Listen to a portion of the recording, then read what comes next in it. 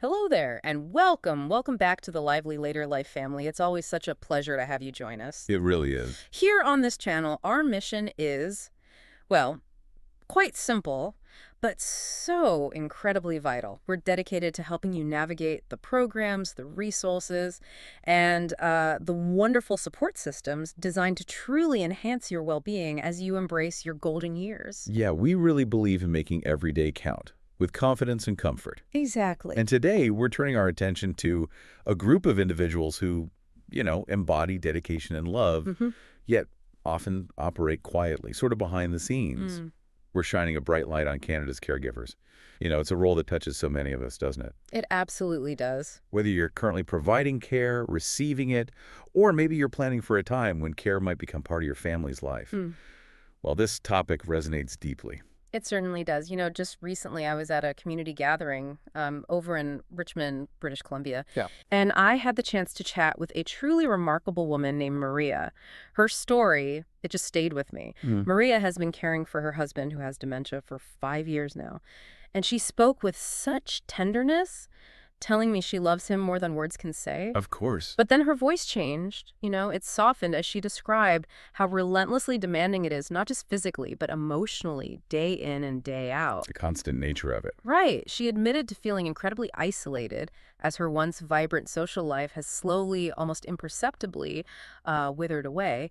And the exhaustion, she confessed it's a constant companion. I hear that so often. What truly broke my heart, though, was when she whispered that she often feels this pang of guilt, a real sense of shame, just for thinking about needing help or, longing for a break. Oh, that guilt is so common. Her heartfelt wish was simply to know what support was genuinely available, where she could even begin to look.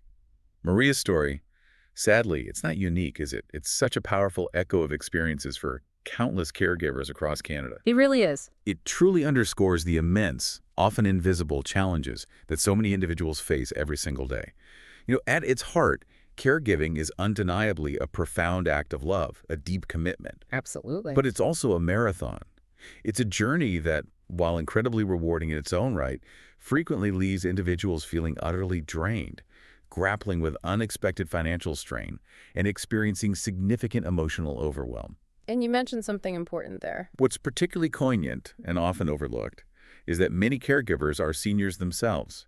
They're navigating their own health needs, their own journey through later life, all while managing the rigorous, relentless demands of caring for another person. That just adds such a complex layer, doesn't it? It really does, a unique layer to their own later life experience. So, to our lively later life family listening right now, does Maria's story resonate with you? Perhaps you're living a similar situation, or you've walked that path yourself. We genuinely want to hear from you.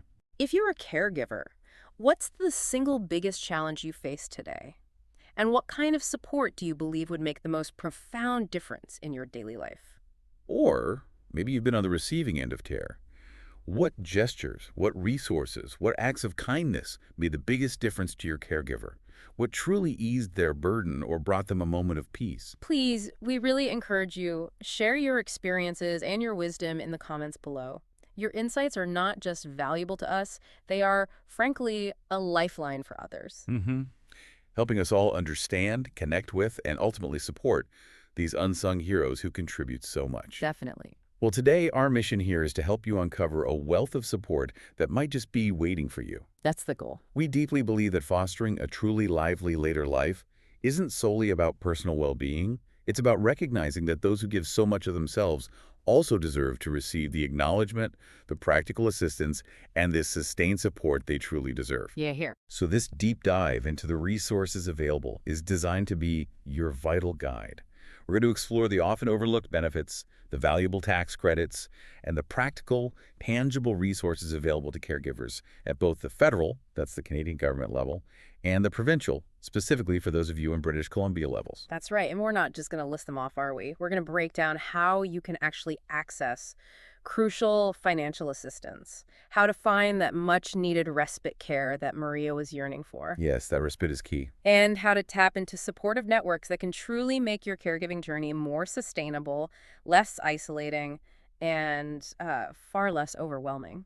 So get ready to empower yourself or that caregiver you know and deeply care about to unlock the benefits and support that can make all the difference in their daily lives. Think of this as your personalized caregiver compass, guiding you to the help you deserve. Let's start unpacking it. The caregiver's journey, understanding the challenges and rewards. Okay, so as we begin our deep dive, it feels right to first acknowledge the truly incredible role of a caregiver. As we touched on with Maria's story, it's a journey brimming with unique, often unforeseen challenges. Definitely. But equally, it's a path that offers profound, deeply meaningful rewards. It truly is a complex tapestry, isn't it?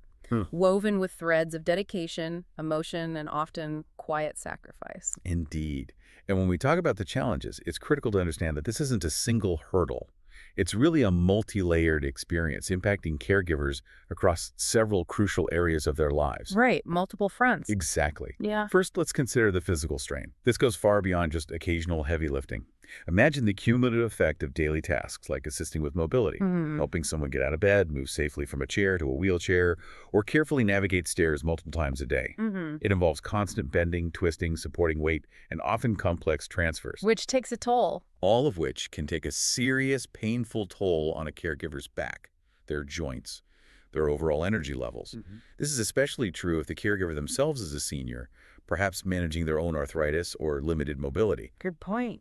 Then there's medication management. That demands not just precision and vigilance, but often physical dexterity, remembering intricate dosing schedules, understanding potential side effects, and sometimes administering complex medications like injections or specialized creams. That's a lot to manage. These relentless physical demands often lead to chronic fatigue, musculoskeletal injuries, and over time, a measurable decline in the caregiver's own physical health. It's a relentless drain on their body. And that's just the physical side. Exactly.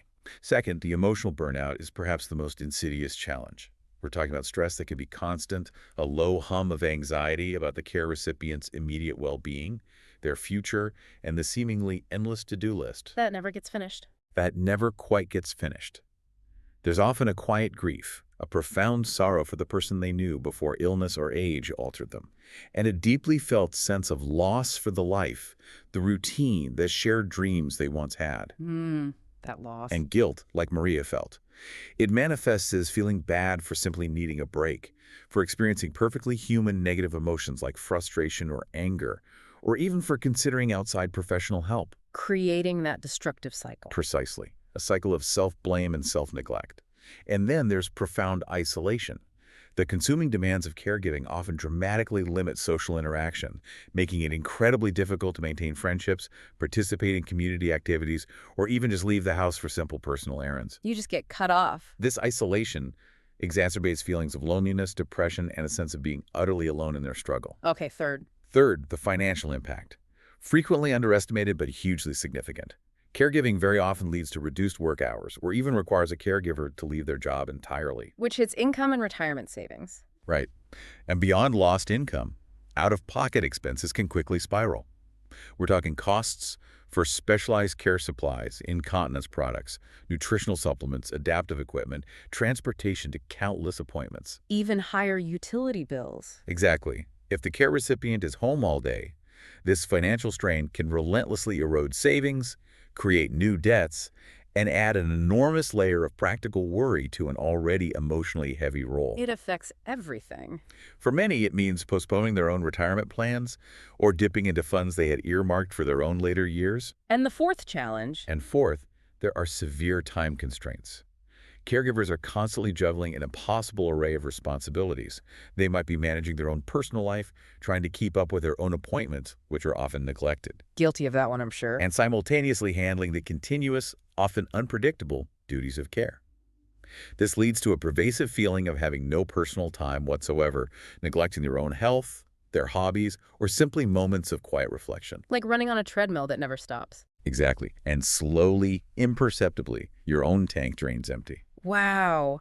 That paints such a vivid and frankly heavy picture of the sheer weight that caregivers carry. It truly is a demanding role, no doubt about it. Yet, Yes. despite these very significant challenges, and it's important we acknowledge this, the rewards can be equally immense, profoundly meaningful and deeply satisfying. That's the other side of the coin, yes. For many, caregiving leads to deepened relationships. Yeah. There's a unique, often unspoken bond that forms with the care recipient through shared vulnerability and constant presence.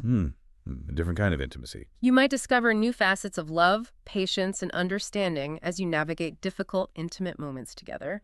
Sometimes caregivers find themselves reconnecting with memories and stories from the past, forging an even richer appreciation for the person they're caring for. That's beautiful. Then there's a powerful sense of purpose. Knowing, truly knowing, that you are making a profound, tangible difference in someone's life, enabling them to live with dignity, comfort in their own home. That's huge. That can provide immense, quiet satisfaction. This speaks to a fundamental human need for meaning and contribution, offering a quiet strength even in the face of daily struggles. Being truly indispensable in a loving way. Exactly. And finally, caregiving often fosters remarkable personal growth. Managing complex medical situations, learning to navigate unpredictable emotional shifts, adapting to new tasks. You learn so much. It cultivates incredible resilience. You develop patience you didn't know you possessed, learn new practical skills like managing meds or advocating effectively within the healthcare system. Many caregivers emerge from their journey feeling stronger, more resourceful, and with a deeper understanding of compassion. It truly is a journey of transformation. That's beautifully articulated. And here's a lively later life kick to consider, a way to visualize this vital role. Okay, I like these. Think of caregivers as the sturdy bridge. The bridge that allows their loved ones to remain connected to their lives, their memories, their communities, and their homes, preserving dignity and comfort. A vital connection. Absolutely vital.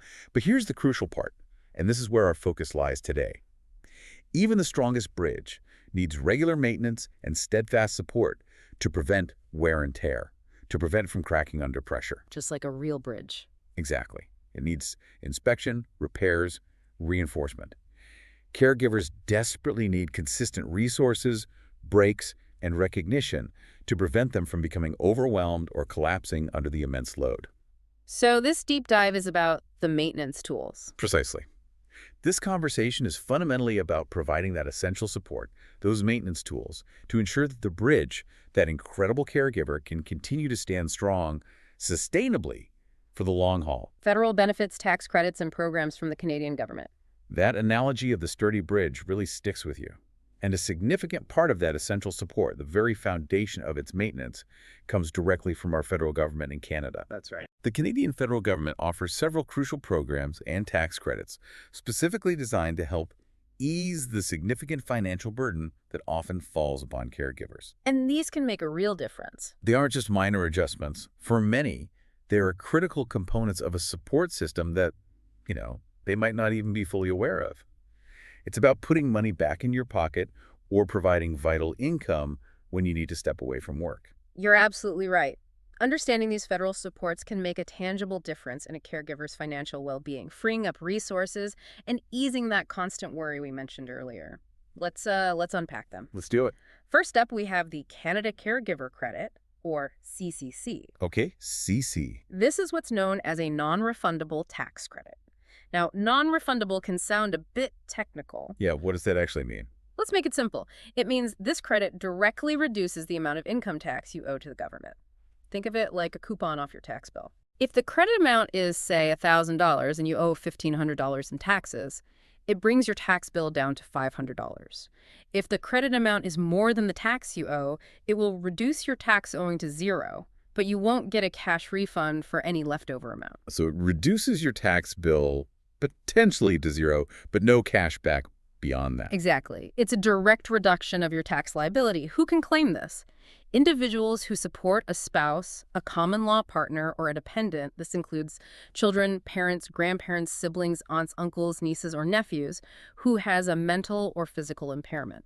And that impairment needs to be serious. Yes, it must be severe and prolonged, meaning it has lasted or is expected to last for a continuous period of at least 12 months. Now, the specific amount you can claim depends on your relationship to the person you're caring for and, very importantly, their net income. The income part. Right. For example, for a spouse or common law partner or a dependent 18 or older, if their net income exceeds a certain threshold, for 2023 it was around $18,000. Though this changes annually, the credit begins to phase out. So it decreases as their income goes up. Correct. This variability means caregivers need to investigate their specific situation carefully, maybe with a tax professional, as the credit diminishes or disappears if the care recipient's income is too high.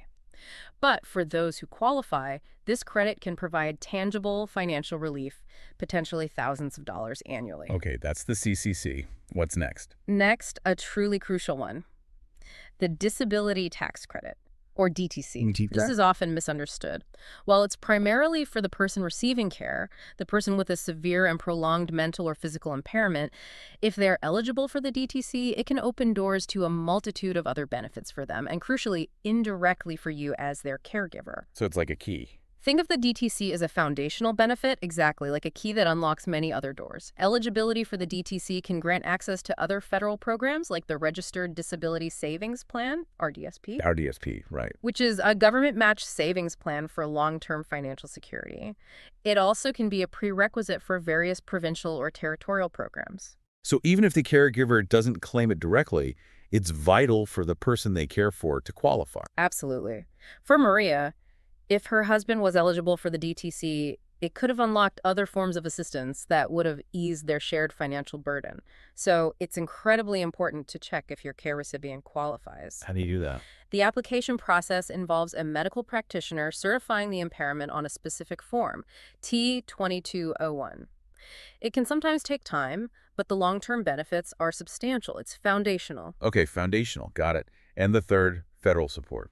And finally, we have the employment insurance, or EI, caregiving benefits. EI, for time off work. Precisely. This provides vital financial support if you, as a caregiver, need to take time off work to care for a critically ill or injured family member or someone needing end-of-life care. What are the requirements? The key here is that you need to be eligible for regular EI, meaning you must have accumulated sufficient insurable hours from employment, typically 600 hours in the past 52 weeks, and be experiencing a reduction in your regular weekly earnings because you're providing care. So it replaces some lost income. Yes, these benefits are specifically designed to give you the financial space to be present during life's most challenging moments without losing your entire income. There are different types under this umbrella. Like what? For instance, there's the Family Caregiver benefit for adults, which provides up to 15 weeks of benefits if you're caring for an adult who is critically ill or injured. Okay, 15 weeks for adults. Then there's the Family Caregiver benefit for children, offering up to 35 weeks for similar situations involving a child. More time for children. And crucially, there are compassionate care benefits, which provide up to 26 weeks of benefits if you need to be away from work to provide care or support to a family member who is gravely ill with a significant risk of death within 26 weeks. For end-of-life care, essentially. Right. Imagine Maria's situation. If her husband's condition had worsened suddenly, these EI benefits could have provided her with a crucial financial safety net, allowing her to take time off work to focus solely on his care without the crushing weight of lost income. That financial stability is huge in those moments. Absolutely. These benefits ensure you can prioritize care without facing total financial collapse. Those federal benefits are truly foundational, and understanding them is paramount. Mm-hmm. It really is like having a financial map. And here's a lively, later-life smart tip for all of you navigating this system. Oh, good. A smart tip. Get into the habit of keeping meticulous records of all care-related expenses and every single hour or moment you spend on caregiving. Now, I know you might be thinking, more paperwork. Yes, the paperwork struggle. But trust me, this might sound like you're training to be a professional archivist, but this documentation is absolutely crucial when you're applying for any of these benefits, claiming tax credits, or even just communicating with healthcare providers. Is your evidence. Exactly. Think of it as building your personal caregiving case file. Good records like receipts for medical supplies, transportation logs, detailed notes on daily tasks, communications with providers can make the application process much smoother, prevent delays, and ensure you don't miss out on any eligible benefits. Makes the case much stronger. For Maria, detailed notes could have made discussing the DTC easier or tracking CCC-eligible expenses. It's about being prepared and protecting yourself financially. BC provincial support programs and services specific to British Columbia. So we've covered the federal layer, those broad stroke benefits across Canada. Now let's pivot and bring our focus a bit closer to home, specifically for our listeners here in beautiful British Columbia. Right, the provincial level. Beyond the federal government, British Columbia also offers a comprehensive range of specific programs and services designed to support both caregivers and care recipients within our province. These provincial supports are truly vital because they often provide hands-on, community-level assistance, More direct help. often tailored more closely to local needs and practical day-to-day challenges. They are the boots on the ground of the support network, you could say. I like that boots on the ground support. These provincial programs really do fill in critical gaps and offer a more personalized, localized network of help. Let's delve into some of the key ones available right here in BC. Okay. First up, we have home and community care services provided through the BC Ministry of Health. Right. Often accessed via the health authorities. Exactly.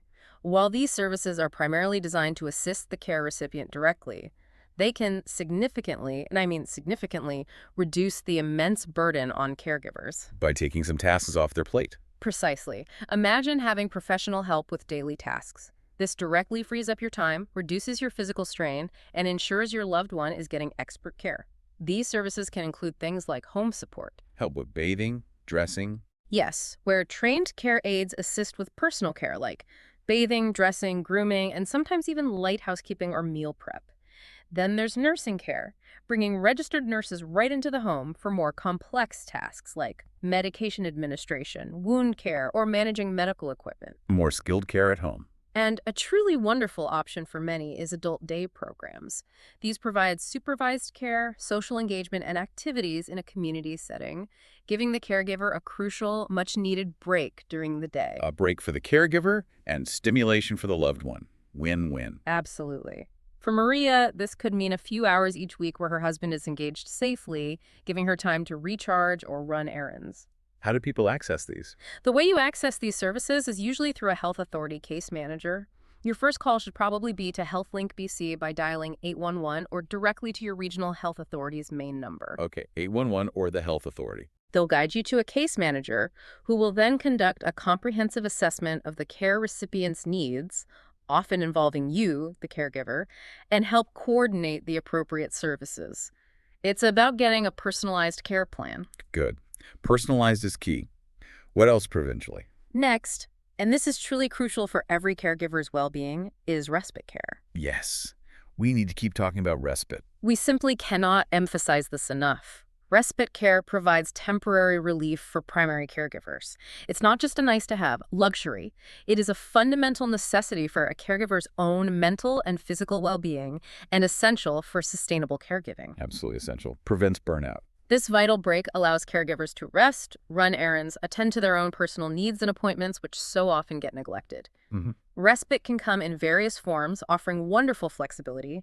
It can range from just a few hours a week, maybe, allowing you to grab coffee, see your own doctor, or just sit quietly to a few days, giving you a chance for a deeper rest. Different options suit different needs. Right.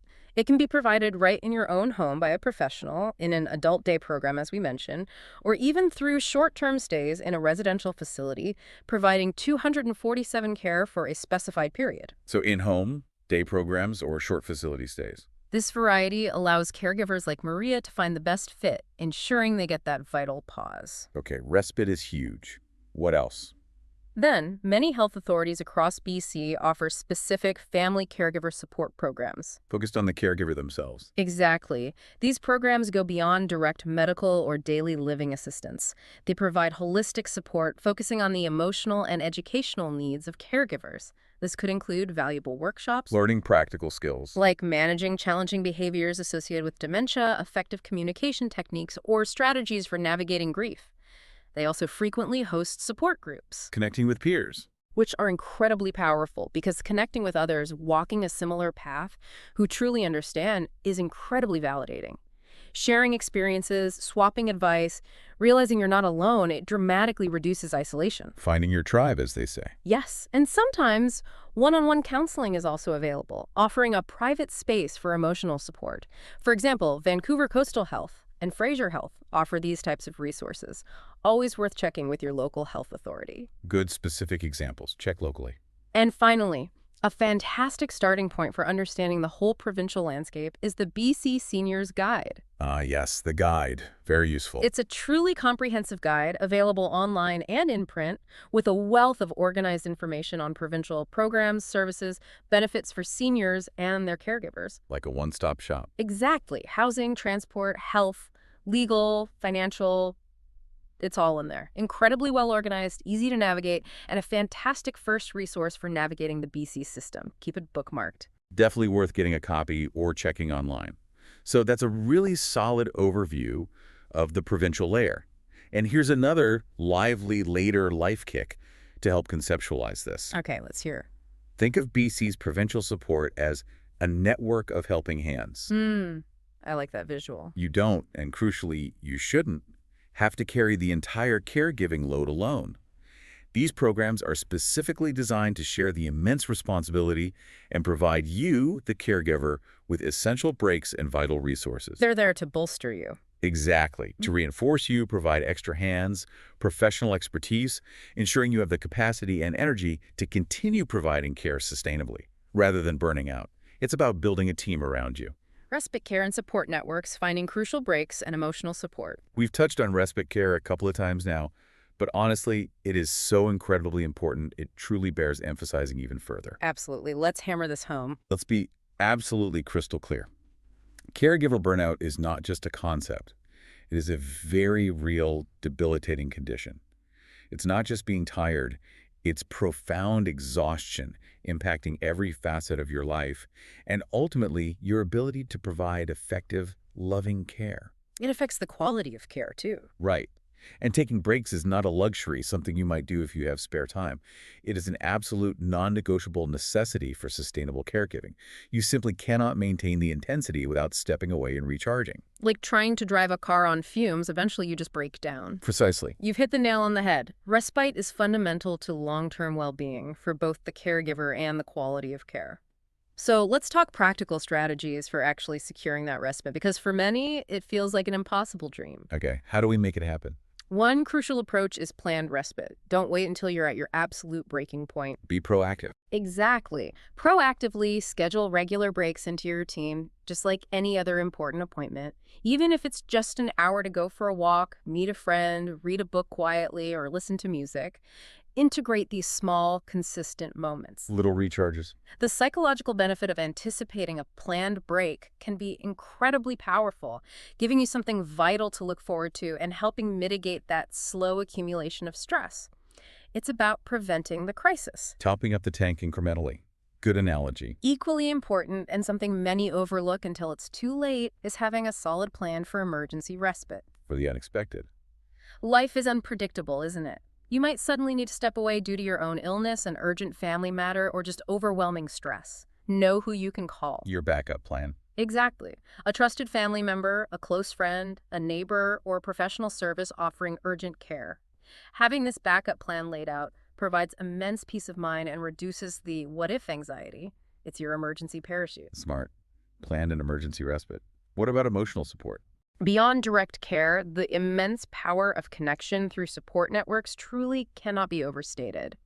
When you're isolated, like Maria felt, it's incredibly easy to feel utterly alone, but you are absolutely not alone. So important to remember. Support groups are invaluable for this. Connecting with other caregivers walking a similar path who truly get it without explanation can be incredibly validating. That shared understanding. Hearing their stories, sharing yours, exchanging practical advice, things only another caregiver would know, provides camaraderie and reduces isolation. Many community centers, hospitals, health organizations in BC host these, often specializing in different conditions. So you can find one that fits. Exactly. Find your tribe. And for those who find in-person groups difficult, Time, mobility, distance. online forums and communities offer a fantastic, accessible alternative. These virtual spaces provide a similar sense of connection from home, often accessible 24/7. The flexibility is key there. While they might lack that immediate face-to-face warmth, they offer anonymity, flexibility, and a vast pool of collective knowledge and emotional support. You can log on at 3 a.m. feeling overwhelmed and find someone else awake and understanding. Those connections are not just vital. For many, they're truly a lifeline. And here's a lively, later life smart tip related to all of this that I cannot stress enough. Okay, another tip. Let's hear it. Don't wait until you're completely exhausted to seek respite or reach out for help. This is critical. Don't wait for the crisis. Integrate breaks from the very beginning, even small ones. Prioritizing these moments prevents burnout rather than forcing you to react to it. And please remember this. Asking for help is not, under any circumstances, a sign of weakness. Say it again. It is, in fact, a profound sign of strength. It shows you understand your limits, respect your well-being, and are committed to providing the best care sustainably. It's wisdom, not weakness. It fundamentally challenges the misconception that needing help means failure. It means you're human, and you're wise enough to seek the support you deserve. Navigating the system and self-care practical advice for caregivers. It's undeniably true that for many caregivers, the healthcare and support system can sometimes feel incredibly complex, like a sprawling, confusing labyrinth of forms, phone calls, different agencies. Yeah, not always clear where to turn. Maria's feeling exactly. Exactly. But there are certainly ways to approach it strategically to simplify the process. So here are some practical, actionable tips for navigating it more effectively, and most importantly, for taking care of yourself amidst it all. Because remember, that sturdy bridge needs its maintenance. Absolutely. Empowering yourself with the right tools to navigate is half the battle. Let's get down to some actionable advice for tackling the care system head-on. Okay. First, and this is crucial, be your own advocate or be the care recipient's fierce advocate. Speak up. Don't be afraid to ask questions, even if you think they sound simple or silly. Follow up relentlessly if you don't hear back, and always seek crystal clear clarification from health professionals, government agencies, service providers. Persistence is key. Persistence and clarity are your superpowers here. You are the expert on your loved one's daily needs, their nuances. So voice those needs clearly, firmly, and repeatedly if necessary. Don't be intimidated. If something isn't working, speak up. If you don't understand a term, a policy, a form, ask for it to be explained simply in plain language until you truly grasp it. Your advocacy ensures the best care and access to support. Demand answers. Excellent advice. What's next? Second, start today if you haven't already. Keep a detailed caregiving journal. More than just finances. Yes. Document medications meticulously, dosage, schedule side effects when given. Keep detailed notes of appointments, who, what, decisions, next steps. Log symptoms or behavioral changes, frequency, duration, intensity. This is gold for doctors. Patterns become clear. And always jot down questions for doctors or care managers as they arise so you don't forget in busy appointments. This meticulous record keeping helps you stay organized, feel more in control, and communicate effectively with healthcare providers. It provides them with accurate, consistent info for better decisions. Think of it as your caregiving command center log. Love that. Command center. Okay, third. Third, utilize technology. There are so many simple, often free tools that can significantly streamline daily tasks and reduce your mental load. Like what specifically? Think about apps for medication reminders. Free ones send alerts to your phone, ensuring no doses missed. Shared calendars like Google or Apple Calendar help coordinate appointments and tasks effortlessly with other family members or providers. Keeping everyone on the same page. Literally. Even simple communication tools like a family WhatsApp group or a dedicated email thread simplify daily updates and coordination, avoiding endless individual phone calls. These tools take some of the complex mental juggling off your shoulders. Using tech to free up mental energy. Smart. Those are truly excellent practical strategies for managing the practicalities. But now, we absolutely must shift our focus to the most critical aspect for any caregiver, prioritizing self-care. The big one. This isn't just a suggestion, it is non-negotiable. Without it, you risk becoming utterly unable to provide care at all. You can't pour from an empty cup, as the saying goes. So true. First, maintain your own health. I cannot stress this enough. Do not, under any circumstances, skip your own doctor's appointments. Regular checkups, screenings, addressing personal health concerns are paramount. Neglecting yourself has a domino effect. It really does. Make conscious efforts to eat well, get proper nutrition, strive for enough sleep. Chronic sleep deprivation impairs everything. And try to incorporate physical activity, even a short, brisk walk daily. Movement is crucial for body and mind. Preserve your own engine. Good way to put it. Second, make time to pursue hobbies or interests. This isn't frivolous. It's essential for your spirit. Reconnect with yourself. Make dedicated time for activities you genuinely enjoy, even if it's just for a few minutes each day. Reading, gardening, music, knitting, a craft, These moments are vital for remembering who you are beyond the caregiver role. A mental escape. They provide a needed escape, reduce stress, and profoundly recharge your spirit. Even small moments of joy replenish that wellspring of compassion. Okay, what's third for self-care? Third, and this is often the most challenging, set firm boundaries. Ooh, tricky but necessary. Learn to say no when you need to, and crucially, don't take on more than you can realistically handle. This might mean saying no to extra social commitments or even additional care tasks if you're stretched thin or others can step in. Communicate your limits. Clearly, kindly, respectfully. Protecting your energy isn't selfish. It's necessary self-preservation that prevents resentment and burnout. Know your limits and honor them. Wise words. And finally, seek professional help if you're struggling. Caregiving can, and often does, lead to significant mental health challenges like depression, anxiety, severe burnout. it's okay to not be okay. Absolutely. If you find yourself experiencing persistent sadness, overwhelming worry, or emotional numbness, talk to a doctor or a counselor. These are common, understandable reactions. There is no shame in seeking therapy or medical advice. Professional help is a tool like any other. A professional can provide invaluable coping strategies, support, and, if needed, interventions to help you navigate difficult emotions and maintain your crucial mental well-being. Asking for professional help is a sign of immense courage and self-awareness. That is such profoundly crucial, empowering advice for every single caregiver listening. And here's a lively, later life smart advice that truly encapsulates this entire philosophy. Okay, wrap it up for us. Remember the airplane oxygen mask analogy? You know the drill, don't you? In an emergency, you are always instructed to put your own oxygen mask on first before helping others. Even your children. Even your precious children. This isn't selfish. It's because you simply cannot effectively help anyone else if you run out of oxygen yourself. You'll pass out. It's logical. It is precisely the same with caregiving. You literally cannot pour from an empty cup. Sustainable caregiving, caregiving that lasts and remains loving, effective, compassionate, starts directly with sustainable self-care. Your well-being, dear friends, is the foundation.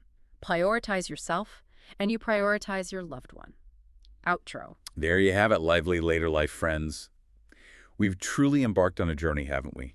Exploring the vital world of caregiver support, shining a much-needed light on the benefits and resources available to BC's unsung heroes and caregivers across Canada. We really covered a lot. We sincerely hope this deep dive has been illuminating, practical, and above all, empowering for you. Remember, from the federal level with valuable tax credits like the Canada Caregiver Credit and vital EI benefit, The financial pieces. all the way to provincial home care services, crucial respite options giving you that break, and valuable support networks reminding you you're not alone. There's a genuine wealth of assistance out there. Help is available. These programs and resources are designed to help you navigate the journey with greater ease, reduce financial strain, and ensure sustainability for your own well-being. Think back to Maria. These are the lifelines she was searching for. And this isn't just about the money or the breaks, is it? It's about a deeper societal recognition of the immense, often invisible, contribution of caregivers. Recognizing their value. It's about ensuring they receive the practical and emotional support they absolutely need to continue their loving, tireless work, fostering a healthier, more sustainable, and truly lively later life for everyone involved, caregiver and care recipient. Well said. So if this deep dive has helped you, or if you know a caregiver who would truly benefit from this information, please do us a favor and give us a thumbs up. Yeah, let us know it was helpful. Your likes help us know what content truly resonates with our lively later life family and helps more caregivers find these vital resources. And don't forget to subscribe to the Lively Later Life channel and hit that notification bell. Ding me. That way, you won't miss out on more episodes in our Unlock Your Benefits series or any of the other valuable content we create just for you, designed to enhance your golden years. And we'd love to hear even more from our family. If you're a caregiver yourself, what's one single piece of advice you'd give to someone just starting their caregiving journey? Ooh, good question. What do you wish you'd known day one? Exactly.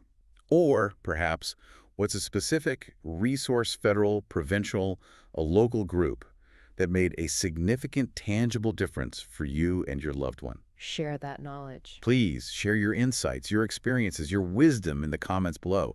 Your sharing could genuinely be a lifeline for someone else feeling overwhelmed and alone right now. It really could. So until next time, take wonderful care of yourselves, support each other with kindness and understanding, and keep embracing your lively later life to the absolute fullest. Take care, everyone. We'll be here with more insights very soon.